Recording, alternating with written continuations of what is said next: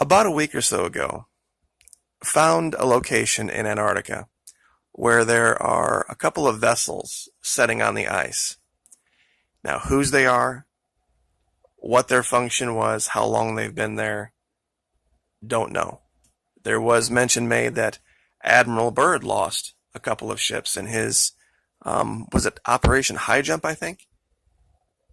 Whether these two vessels are associated with that, I can't say for sure, but they're vessels. These aren't just rocks. There's just no way. If you look at these two things and see rocks, when you look at actual rocks, I'm not sure how you can correlate the two. Because I won't make the allegation that the vast majority of the imagery in Antarctica is not rocks, ice, wind, and snow. The vast majority is. That's why when you find things like this, they stick out like a sore thumb. Now, the reason I start here today is over the last week or so, I have been showing things like dragons, pictographs, evidence of art. Yesterday we found a giant bird. Now, those are not necessarily hard, concrete evidence type things of a civilization. Well, in today's video, I found another one of those hard, concrete evidence type things, and I'd like to share it with you. Now, it's in a region that about 48 hours ago, I revealed all of these high-res locations where you can go with Google Earth Pro yourself, and instead of having to just sift through all of this, you can go right to these locations and you can find these places for yourself.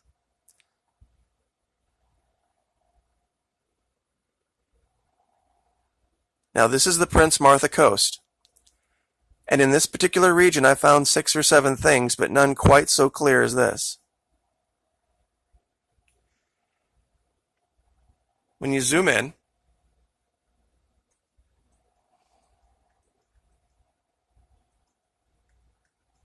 very clearly,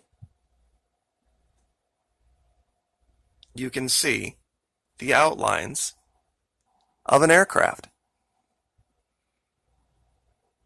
About 2 weeks ago, there was a viewer that had put up a picture and sent me an email with the picture saying, does this look like a jet to you? And of course I looked at it and definitely was.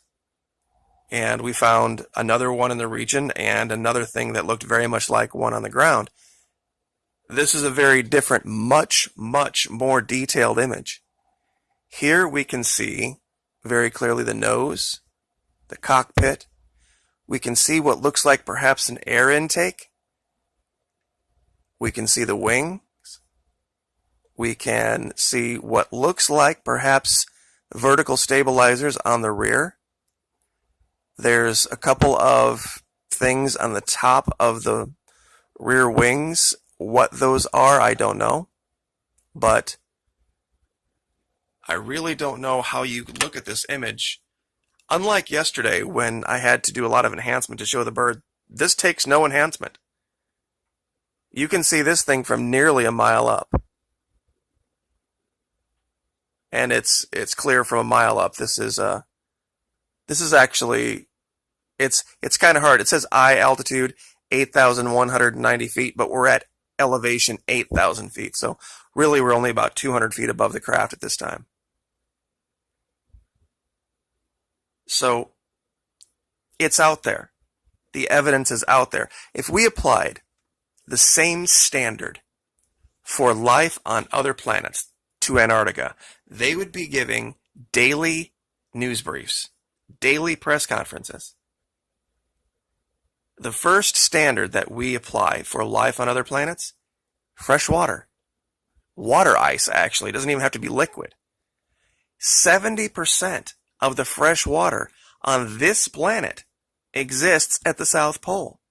If this were some planet that we were trying to investigate for life, this would be the first place we would go to try to find it.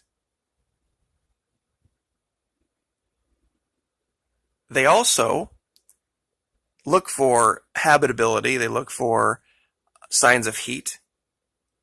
because, of course, the heat and the ice makes water, liquid water, being where life begins. Volcanic activity all over the place. When you couple that with the imagery and the ancient nature of the continent, I don't know how anyone could ever make the allegation that there are no native Antarcticans, or that they couldn't be living under that ice sheet. I mean, we have subterranean tunnels here, and we aren't covered with miles of ice that people could live in and exist in for indefinite amount of times. We've cut them out of the caves in the limestone of Missouri. That there couldn't have been pockets of life that survived what happened down there, adapted to it. They could be so much more advanced than us that the issue with the ice was an annoyance.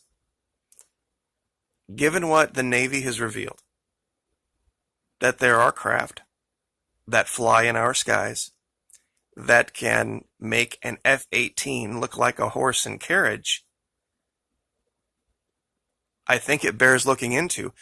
And in the documentary that talks about this recent issue with the Navy declassifying these videos, what they saw when they arrived at the location where these unidentified craft were was a disturbance on the ocean surface first, before they saw the aircraft.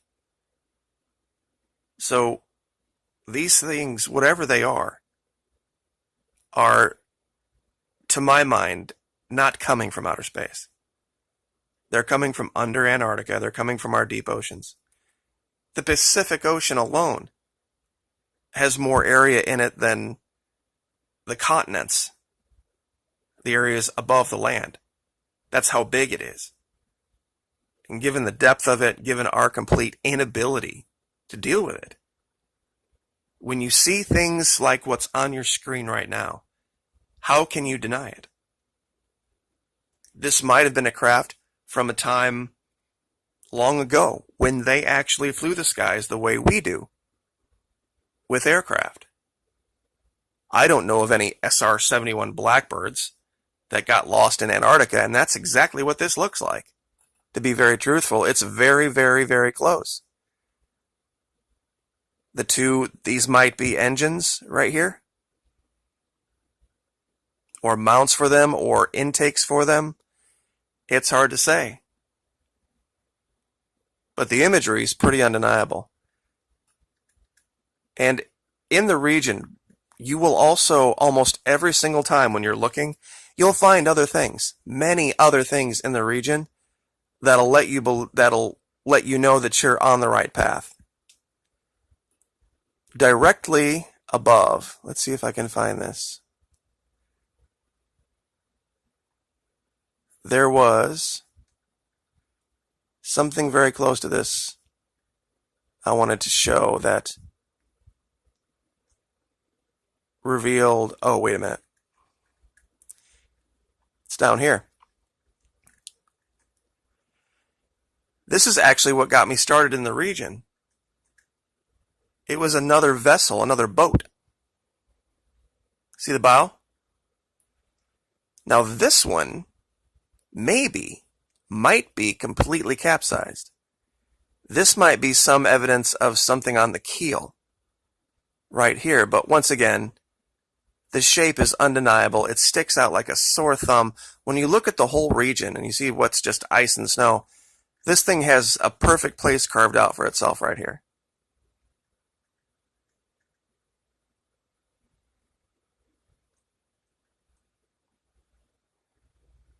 And what else was in the region? A lot of evidence of green. And this is kind of a hard thing to show, but under the ice right here, something very greenish. It shows up yellow because it's coming through blue.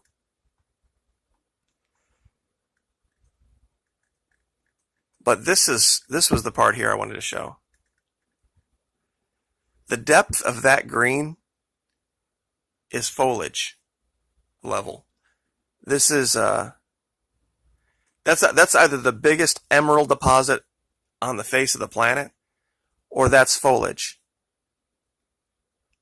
And if you have foliage growing on the surface at 8,000 feet above sea level, imagine what's going on under the ice sheet.